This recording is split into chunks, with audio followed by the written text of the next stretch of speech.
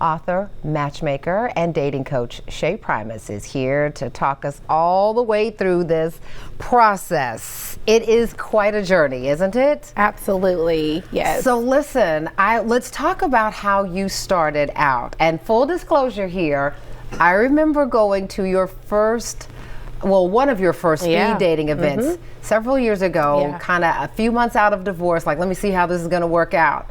And I remember scurrying out like, this is so embarrassing.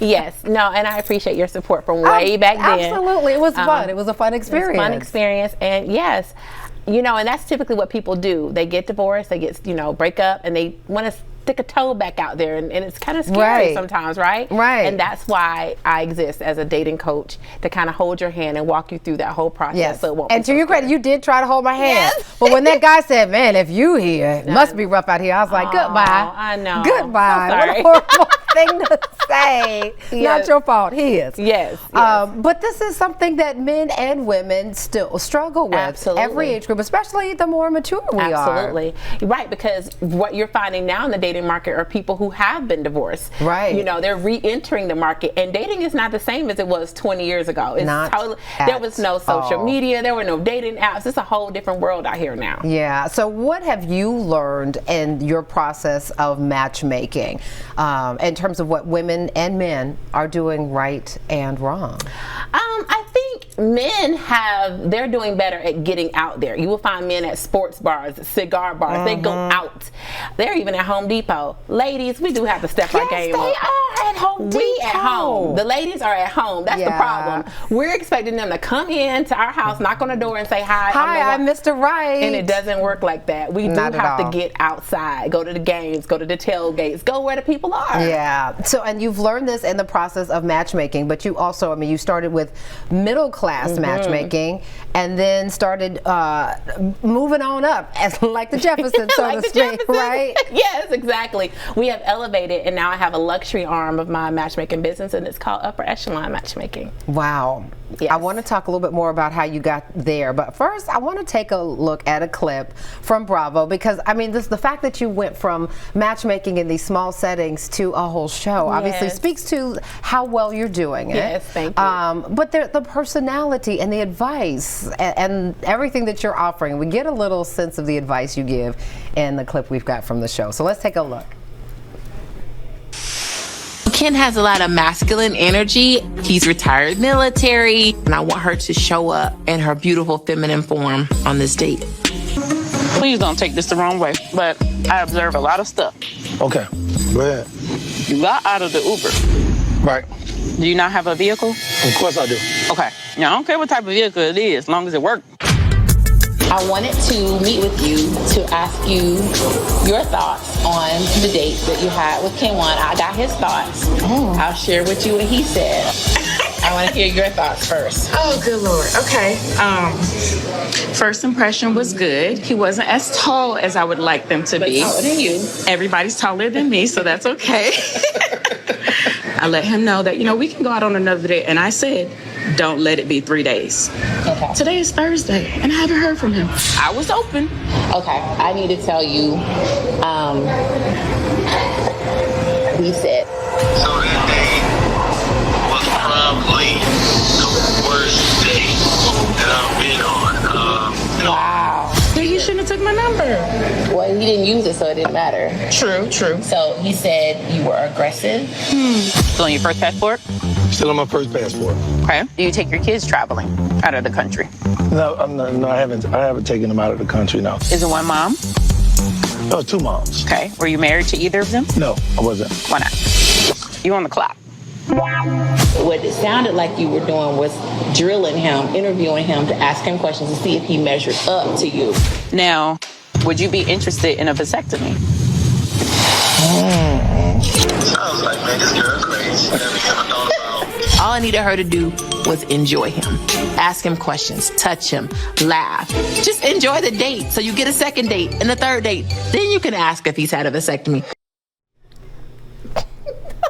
I'm trying so hard because out of respect for this sister, I understand that there are a lot of questions that we have. Yeah. But I think you handled that well in terms of the rapid fire that she has. That's not appropriate.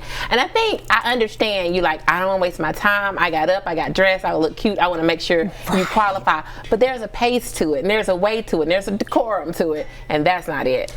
How often do you see that is the case with, is it mostly women? I guess let's just be honest. That part is women. So I'm going to be very honest, you know, I'm balanced. So I will say there are some things that men do that they need to work on, and this is the thing that sisters can do. So how do you coach someone out of that rapid fire, how many passports? Well, people don't know how to date, and they don't understand the purpose of the first date, right? So the first date is just like an introduction, like, hi, you know, laugh and joke, and keep it light. And in fact, you don't even have to do like they're on a picnic. You could do something fun, an activity, hiking, rock climbing. Do something fun so you can laugh and joke. This is just like a vibe check. Do we even like each other? You want to definitely touch the person on the date. You want to laugh. You want to just let the person know that, you know, I'm cool, I'm here. Yeah. And you have time to ask those questions. So let me ask you this. As a matchmaker, how do you assess that? Like, were you surprised when all of that happened? How do you assess what kind of questions people ask?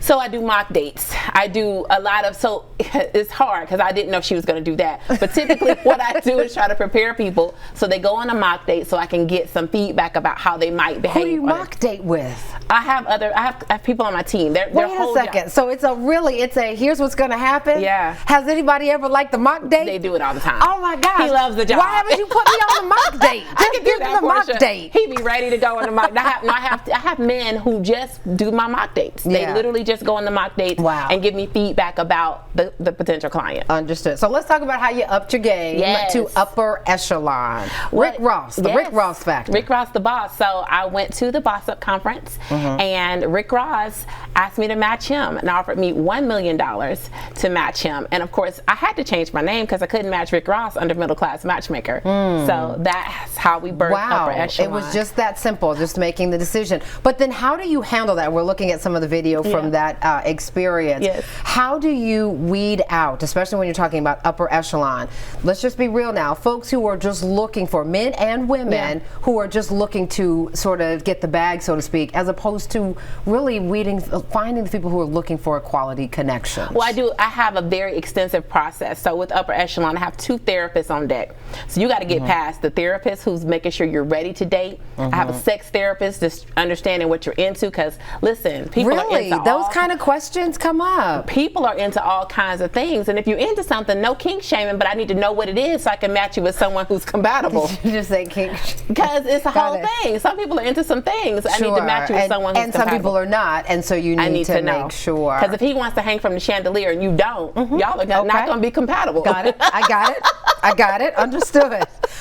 When do you ever just say no?